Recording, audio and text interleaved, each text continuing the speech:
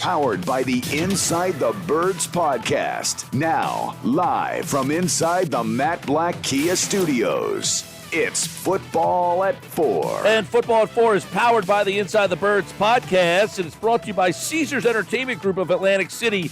Come experience the ultimate sports destinations all season long at Wild Wild West, Tropicana, Harrah's Resort, Atlantic City. Book your game day experience today at Caesars.com. This hour of the show is brought to you by PropSwap. Download the PropSwap app today or go to PropSwap.com. Andrew DiCecco from Inside the Birds and the Inside the Birds podcast. He is here today for today's edition of Football at 4. So much to dive into. We want to see what Andrew's thoughts were on week number 1. Some of the things that stood out to him. It was a dominant performance, Andrew. I don't know that too many people thought it was going to be that dominant. I know you picked the Eagles to win the game, but was this a case of Eagles look good or Atlanta that bad? Well, I certainly didn't see that sort of offensive onslaught from the Eagles, Mike. But what I will say is the Eagles just really executed, and it was clear from the early goings after they sort of settled in the running game against Mike Davis and found a solution for Calvin Ridley. I think it became very apparent that the Eagles were the better football team. And like I said on your show last week, they're stronger in the trenches on both sides, and that's ultimately where the game is won.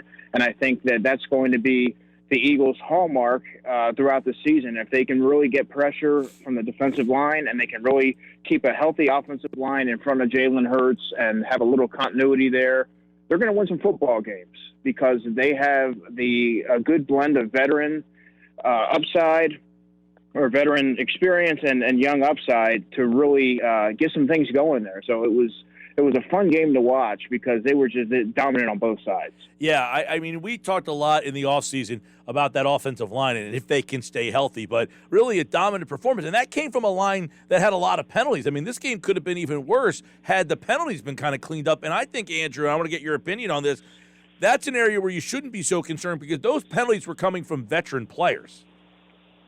Yeah, exactly. And Nick Sirianni has mentioned this after the game, and he mentioned it yesterday as well. Take care of the things that require no talent, and that is being diligent in making sure you're cleaning up on those penalties, and a lot of them are from veteran players. That's easy to fix. It's when you have a talent deficiency and things of that nature that you really can't – you have a hard time masking that. But I think that, cleaning up penalties from a veteran player like a Lane Johnson, I could say Malu had a couple that were a little bit egregious. I mean, you're right. It could have very easily have been into the 40s. I mean, they were that dominant. So, I mean, those are easy things to clean up. And they're really going to have to with the 49ers coming to Philadelphia this weekend. Yeah, we'll dive into that a bit. I want to get your thoughts. I know over at Inside the Birds, you really zoned in.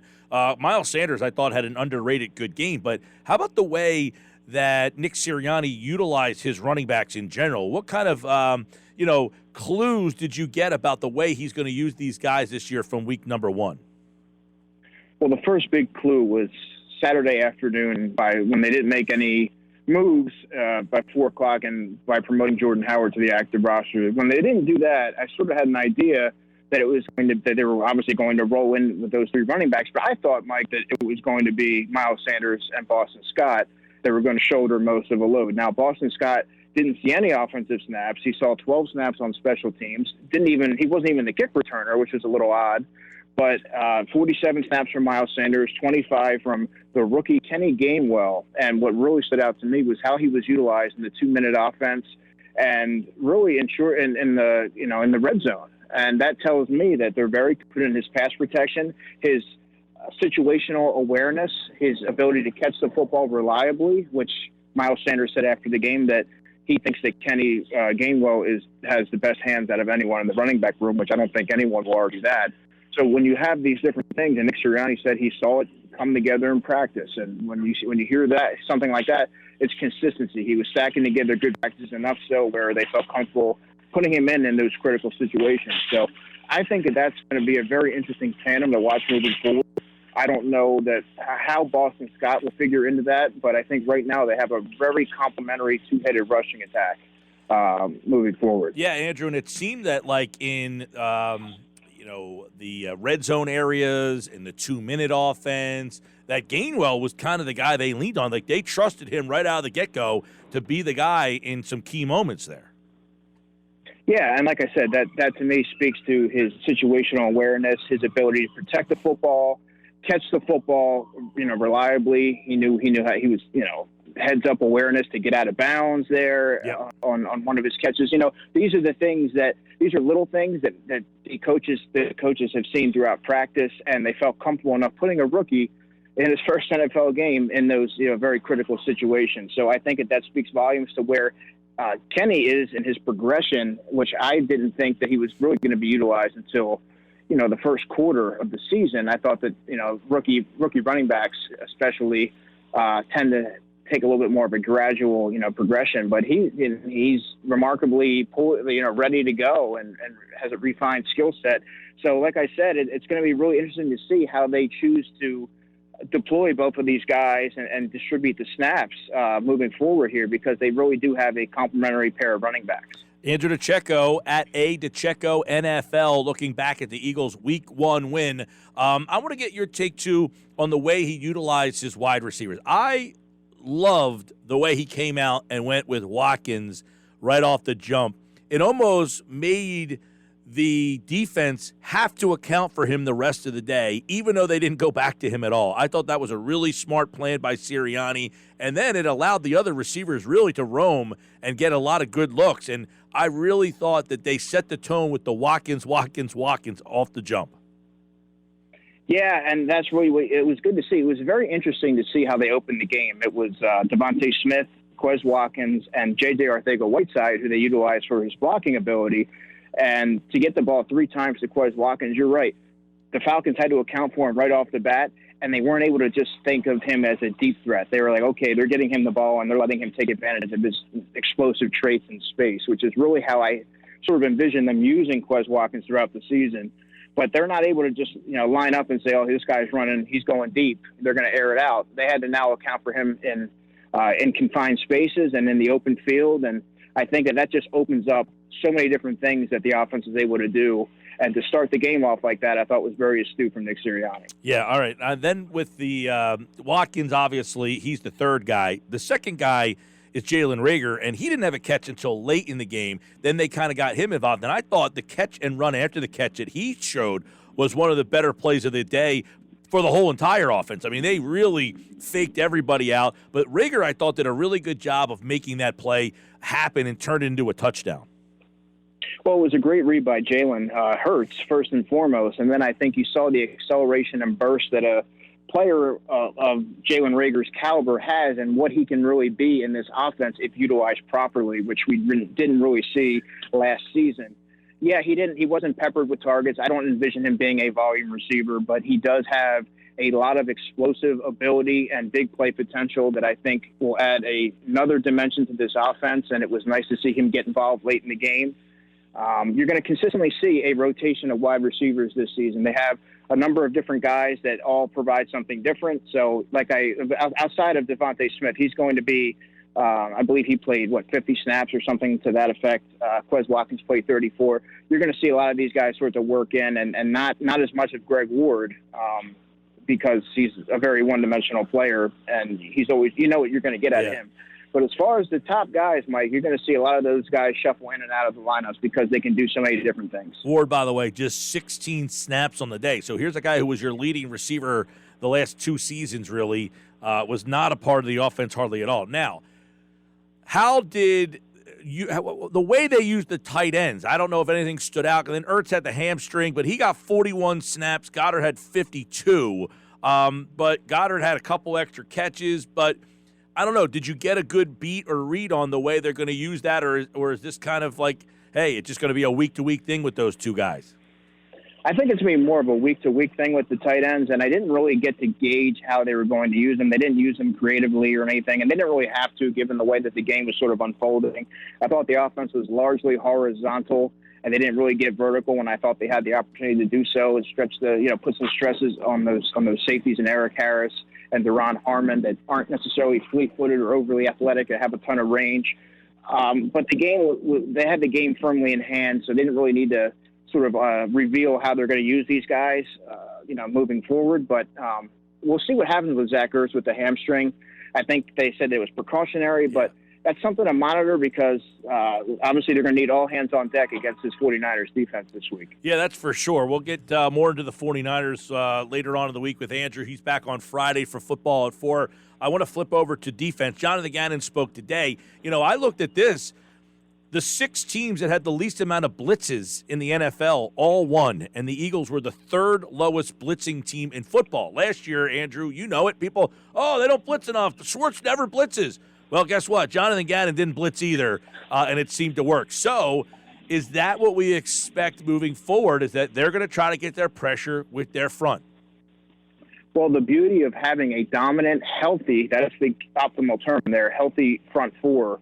Remember last season, Javon Hargrave had that neck injury, and it took him a while to sort of round into form. I don't even think he played in the first game last season. But just to have a disruptive, healthy,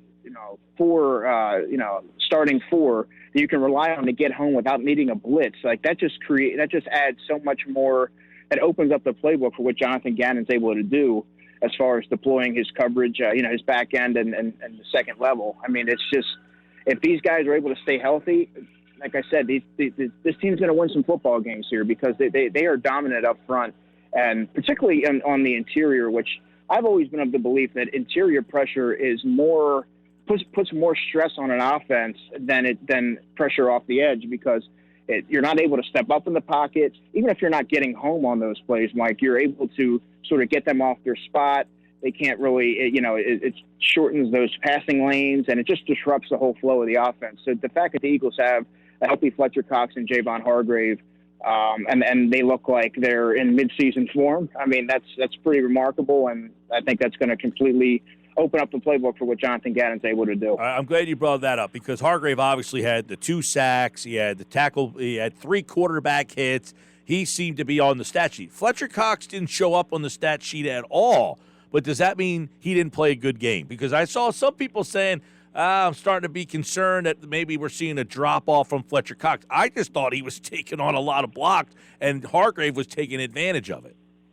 No, and that's where folks need to be careful about reading into the box score, because the box score doesn't reveal all. Fletcher Cox was quite disruptive despite not appearing in the box score, and he created other opportunities. He commands double teams consistently, and when he does so, you're creating different opportunities for your teammates to get home and bring down the quarterback or get behind the line of scrimmage and get those TFLs. So he's so valuable to this defense that you can't measure his impact on a box score or a stat sheet, because he has so much of an impact on the game. Just simply being out there and being available. Yeah, I want to get to the linebackers too, because early in the game, they're getting run all over, and people are like, wow, these linebackers are a little light. What is the role of the linebacker in this defense now? Well, I mean, it's sort of tough to determine. It's hard to make that distinction off of one game, especially when the game was so far out of reach. I don't know that they were overly creative in how they were using them, particularly the Sam linebacker. I don't think we have much clarity on that. But, yeah, it's one of those things where the defensive line is going to have to keep these linemen off of from getting to that second level and covering up these linebackers and Alex Singleton and Eric Wilson. Eric Wilson whiffed on quite a few tackles, and I think that obviously him and Singleton are not downhill players. They're a little bit undersized. They have that sideline to sideline range and short area quickness, but they're not someone that can really attack downhill and bring down a running back, especially someone who has so much momentum and low center of gravity as a Mike Davis. So I think that you really need to find – these guys are more coverage-oriented, and I think that right now you have George Kittle coming into Philadelphia, and you're going to really see how they're going to deploy them. I mean, I thought that Kyle Pitts was going to have a field day against this defense, but that didn't quite happen. And when the Eagles' defense is able to pin their ears back when the score gets like that, and they know what you're going to do, it sort of eliminates the element of surprise. So. Yeah, that was well put. And there's so much, like, the way they handled Ridley and Pitts. Like, when you look back at that and say, how are they able to minimize what Ridley did? He had the 4 catches. I mean, he had a nice little stretch earlier. You're like, oh, they're going after him. They shut him down, and Pitts was a non-factor. Yeah, and that's really what it comes down to. If the Eagles are able to get out to an early lead, they're going to be able to, minimize some of the impact of some of the opposition's top players. I mean, it sounds simple, and then why doesn't every team do that? But that's really going to be the Eagles' recipe for success. Then they can pin their ears back and allow their dominant front four, which they've invested significant money and resources in, and let them just get home and it just takes so much pressure off your secondary. So it's kind of, if they can get out to an early lead against the 49ers, they're going to have a fighting chance in this game, and they still very well may. But that's really what it's going to come down to, and that's why you saw Calvin Ridley and Kyle Pitts become pretty much non-factors, because once they got into a hole, you knew where they were going. The Eagles knew where they were going, and you're able to do everything you can to stop those two guys, and they weren't really worried about Russell Gage or Olamide Zaccheaus or the running game for that matter. So. Cordero Patterson had a couple nice plays and things like that. But, outside of those two guys, they didn't really have any impact players. So it made it very easy to defend once the game got out of reach. Andrew DiCecco, Football at 4. Lastly, you save the best for last sometimes, but the way Hurts played and the way he played and how different it was in terms of what we saw from that position last year. Didn't turn the ball over, made quick, smart decisions, threw the ball away. And you wonder if they had that kind of play last year, are they a 4-win team? Yeah, you have to love the command, the poise, the decision-making, the maturity from Jalen Hurts. He really looks like a different player from last season. And he had we've talked ad nauseum about having a full offseason and what that can do for a player's development. And you're starting to see what he's able to fully do, and you're working with the coaching staff that knows how to accentuate the strengths of each player. And I really think that when Jalen Hurts is playing free, he's not pressing. He has an unwavering confidence about him, and I think Nick Sirianni is just finding ways to put him in the best position to be successful. And if he's able to do that consistently throughout the season, you're going to see an offense that's going to put up points in bunches. Yeah, I know that watching the quarterback position last year, people were pulling their hair out of their head. This game, it was just fun watching it, and it all comes back to I thought Sirianni had such a good game plan, and he really accentuated the positives of his talent that he had on the field. Yeah, and that's very true to what he's been sort of saying since he got here, right? Sometimes you hear coaches speak, and everything that they say sounds good, but then you see something totally different on Sundays. With Nick Sirianni, he's driven home the element of competition and accentuating the players, putting them in position to be successful, and really sort of tailoring the game plan to his personnel instead of tailoring the personnel to his system, so to speak, which is what the previous regime did. And I think what you're seeing now is, this is just one game, but you're seeing a cohesive unit, and guys are putting in successful positions. And I think that you're going to see different roles for different guys. And of course, Watkins is going to have his stuff, and you're going to see Kenny Gainwell have his packages. And it's very exciting to see how he chooses to utilize these guys in the coming weeks. Andrew DiCecco, Football at 4. He's back on Friday. He'll give you his thoughts on the Eagles and 49ers in that one. Couple key injuries already for the Niners. Remember, the Eagles beat San Francisco last year as one of their 4 wins. That was a Sunday night game out in San Francisco. Alex Singleton had that pick 6 return for a touchdown. Nick Mullins was the trigger man for San Francisco. He, of course, and Brandon Aiyuk had that 35-yard run where he leaped over Marcus Epps and made him a poster. So right, we'll and see Aiyuk is essentially out of their lineup now, right? Yeah, I wouldn't put it past Kyle Shanahan to reveal him and utilize him against the Eagles this week. He seems to have that Bill Belichick approach where you might see one running back this week or this player this week, and they kind of bases him off of matchups. I'm still not entirely ready to write off Brandon Aiyuk. I have a funny feeling he's going to have a prominent role this week. All right, Andrew DiCecco, Football at 4, back Friday. Thanks, pal. No problem. See you then. Man, Andrew's great. As always, we'll talk to him on Friday.